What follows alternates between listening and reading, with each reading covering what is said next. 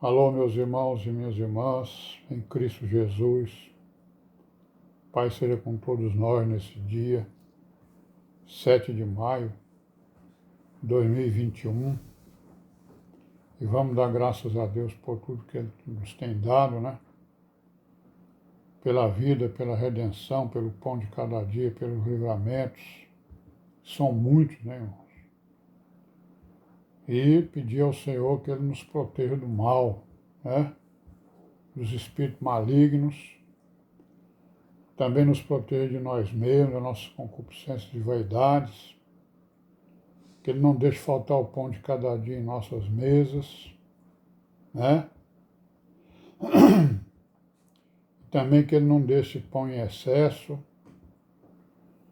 e que Ele retribua aos irmãos que têm ajudado os outros, né? Têm socorrido os irmãos nas suas necessidades. E amém, né? Que Ele recompense nesses irmãos segundo a bondade dEle e a sua misericórdia. E amém, né? E vamos aí, né, irmão, fazer nossa pequena meditação. Hoje nós vamos ver aqui a Epístola aos Filipenses, que Paulo também escreveu, né, segundo a tradição aí, escreveu lá de Roma, né? Ele dá testemunho disso na própria epístola, né? Então aqui no capítulo 1, por exemplo, no versículo 12, ó, o que está escrito aqui, ó. Quero, irmãos, que saibais que as coisas que me aconteceram contribuíram para o maior proveito do Evangelho, ó. De maneira que as minhas prisões em Cristo foram manifestas por toda a guarda pretoriana, por todos os demais lugares. Olha aí o que Paulo está dizendo, né? Quer dizer, as prisões dele, né? Ele aproveitou para manifestar, né? Por toda a guarda pretoriana e por todos os demais lugares onde ele passou, né? Que levaram ele lá de Cesareia, né? De Jerusalém, Cesareia, até Roma, né? E nós sabemos lá pelo ato dos apóstolos que foi que aconteceu naquela viagem, né? Que durou algum tempo, se não me engano, parece que foi um ano, né? De viagem. Então, durante esse ano, a boca dele não ficou calada, né? Ele abriu a sua boca e a guarda pretoriana ficou sabendo de todo o Evangelho e todos os lugares por onde ele passou, né? Isso é muito importante, nós sabemos, né? E vemos que pela história da igreja, né?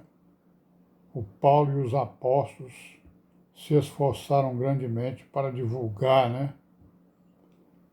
As boas novas do Evangelho. Aí no versículo 14 ele diz o quê? Muitos dos irmãos no Senhor, tomando ânimo com as minhas prisões, ousam falar a palavra mais confiadamente sem temor, né?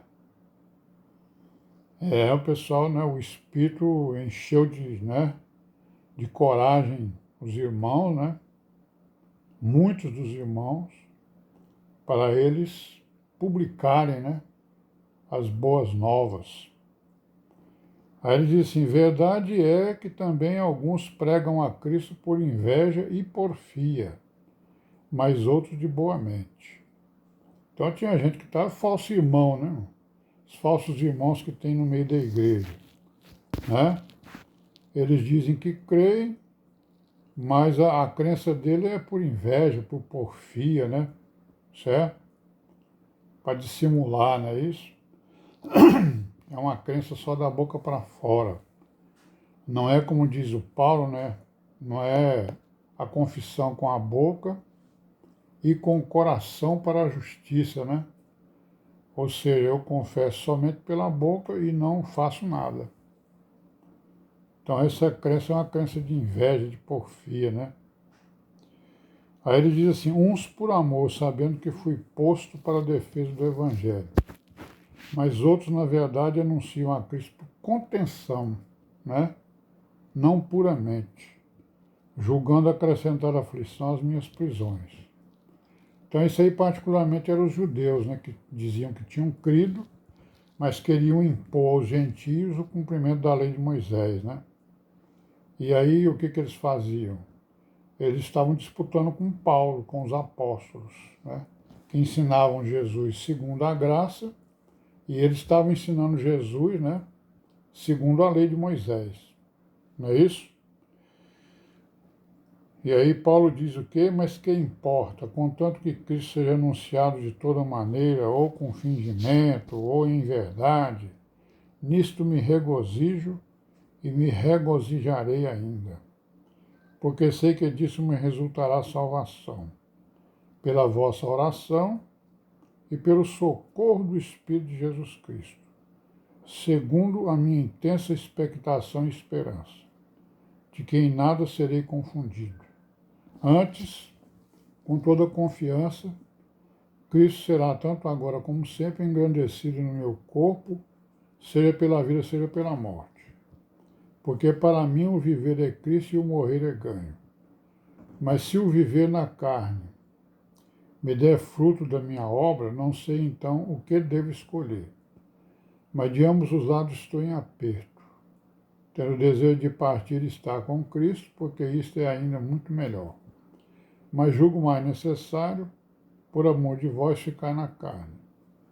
Tendo essa confiança, sei que ficarei e permanecerei com todos vós, para proveito vosso e gozo da fé, para que a vossa glória abunde por mim em Cristo Jesus, pela minha nova ida a vós. Então, Paulo estava preso em Roma, né, era uma prisão domiciliar, aguardando o julgamento lá do César, né? Porque ele apelou, né? Ele apelou para César, foi levado para lá, e ele estava aguardando. Enquanto ele aguardava, que ele aguardou aproximadamente 2 anos, ele escreveu essas epístolas que nós vimos aí. A última das quais foi aos Filipenses, né? Então está bem pertinho de ele ser libertado, né? De ele ser perdoado, digamos assim, das acusações que tinham contra ele. E aí ele faz a exortação aos irmãos na perseverança, o amor fraternal, humildade, santidade, né, irmãos? Como sempre, né? Tudo aquilo que tem no Evangelho, Paulo está aí, né? Falando acerca da doutrina da igreja, acerca dos mandamentos, do comportamento, né? Da obediência à palavra. Então aqui no capítulo 2, né? O que nós vemos aqui? Antes aqui no versículo 28 do capítulo 1 está escrito assim, ó: em nada vos espanteis dos que resistem, que para eles na verdade é indício de perdição, mas para vós de salvação e isso de Deus. Então não vamos nos preocupar com quem resiste, né? Quem resiste à palavra, vai fazer o quê? Né? Não é isso?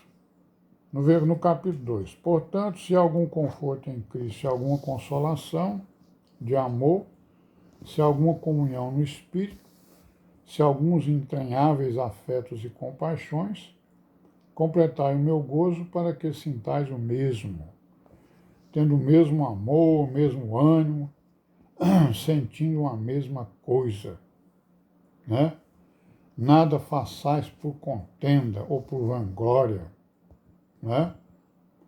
Mas por humildade. Cada um considere os outros superiores a si mesmo. Não atente cada um para o que é propriamente seu, mas cada qual também para o que é dos outros.